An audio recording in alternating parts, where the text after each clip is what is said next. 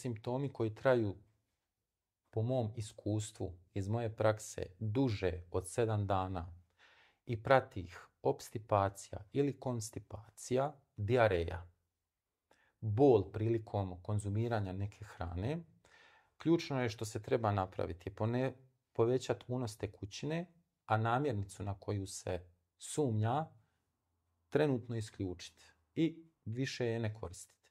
Ukoliko unatoč tomu simptomi ne prestaju ili su zaostali, ali su blaži, onda se mogu obratiti svome liječniku ili ljekarniku da traže neki savjet ili da dobiju upravo neki medikament ili suplementaciju koja će im olakšati da se ta probava koja je započela unosom hrane dovrši. Jer obično je problem u trajanju i probavljanju onoga što smo pojeli. Ukoliko i unatoč tomu simptomi ne prestaju, onda treba ići na više stručnije instance, a to je specijalistika.